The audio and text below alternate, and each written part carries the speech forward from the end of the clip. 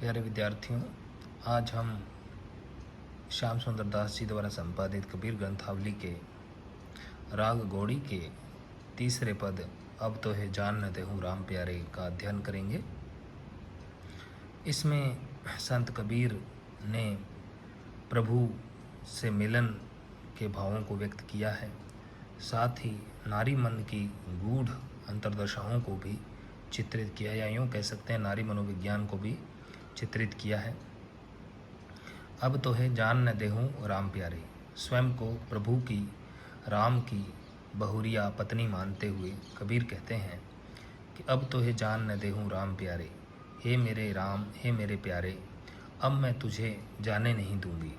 अब तो है जान न देहूँ राम प्यारे, हे मेरे प्यारे राम, मैं अब तुम्हें जाने नहीं दूंगी। तुम मुझे छोड़ के नहीं जा सकते, तुम्हें मेरे पास ही रखूँगी, तुम्हें मुझसे दूर नहीं जाने दूंगी। ज्यों भावू त्यों होऊ हमारे, जैसे तुम्हें भाए वैसे ही तुम्हें मेरा होना है, जैसा तुम्हें भाए वैसा ही तुम्हें मेरा होना है, तुम्हें मेरा होना ही होगा, तुम मुझे छोड़ के नहीं जा सकते, चाहे किस भी भाव से, चाहे किस भी कदर से, तुम्हें मेरा होना ही है।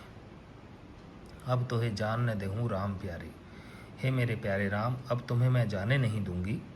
ज्यों भावे त्यों होऊ हमारे, जैसा तुम्हें भाए वैसे ही सही, लेकिन तुम्हें मेरा होना होगा, तुम्हें मुझे अपनाना होगा, तुम्हें मेरा बनना होगा। बहुत दिनन के बिछड़े हरि पाए, बहुत दिनों से प्रभु जो थे, राम जो थे, मुझसे बिछड़े हुए थे और वो अब मुझे मिले हैं, अब मेरा उनसे मिलन हुआ है। बहुत दिनन के बिछड़े हरि पाए, बहुत दिनों से बिछड़े हुए प्रभु से मेरा मिलन हुआ है, अब मैंने उनको पाया है। भाग बड़े घर बैठे आए, मेरे भाग, मेरी तकदीर, मेरी किस्मत बहुत बड़ी है कि घर बैठे ही वो मुझे मिल गए। मुझे उन्हें पाने के लिए तीर्थों पर या बाहर किसी कर्मकांड करने की ज़रूरत नहीं पड़ी, बाहर जाने की ज़रूरत नहीं पड़ी, मेरे शरीर के घट के भीतर ही वो मुझे मिल गए। बहुत दिनन के बिछड़े हरि पाए, बहुत दिनों से बिछड़े हुए प्रभु जो हैं उनको मैंने पाया है। मेरे भाग, मेरी किस्मत बहुत बड़ी है कि घर बैठे ही वो मुझे मिल गए हैं। कहने का भाव ये है कि कबीर बाहर के कर्मकांडों, आडंबरों और बाहर की साधना पद्धतियों के विरोध में हैं और वे अपने भीतर ही प्रभु के होने की बात कहते हैं, अपने घट के भीतर, अपने शरीर के भीतर ही प्रभु के वास की बात कहते हैं। इसलिए उन्होंने कहा कि मेरे भाग बहुत बड़े हैं कि प्रभु को खोजने के लिए मुझे बाहर नहीं जाना पड़ा, उल्टे प्रभु मुझे घर बैठे ही मिल गए। अर्थात प्रभु जो है हमारे भीतर हैं, बाहर नहीं। चरणन लाग करो बरियाई, मैं प्रभु के चरणों से लग करके उनकी सेवा करूंगी। बरियाई का अर्थ था सेवा करना।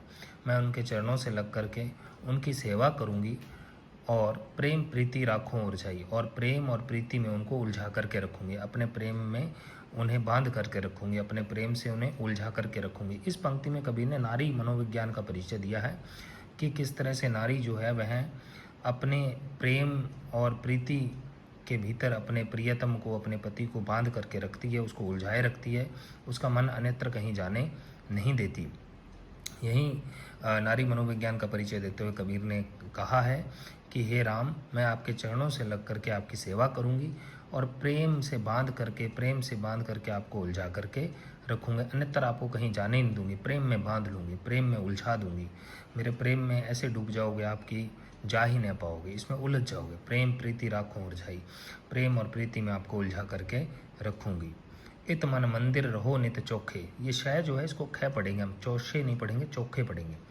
इत मन मंदिर रहो नित चोखे, कबीर कहते हैं मेरा मन मंदिर है, इसके अंदर आप नित्य हमेशा अच्छी तरीके से रहिए, कभी भी आपको इस मन मंदिर को छोड़ के जाना नहीं है। तो यहाँ भी यह संकेत है कि प्रभु मन मंदिर में है।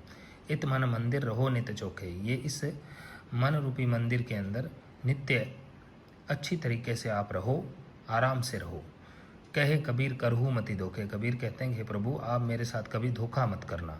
करहू मति धोखे, आप मेरे साथ कभी धोखा मत करना, मुझे छोड़ के मत जाना, किसी अन्य स्त्री के प्रेम में न पड़ जाना, आप मेरे हो और मेरे ही रहना, मेरे साथ किसी प्रकार का धोखा मत करना। कहीं कहीं पर ये जो पंक्ति है इस तरह भी दी हुई है, कहे कबीर करहू मति धोखे की जगह कहे कबीर परहू मति धोखे, ये भी हम अर्थ कर सकते हैं, क्योंकि कबीर राम को, अपने प्रभु को ऐसा कैसे कह सकते हैं कि आप मुझसे धोखा मत करना।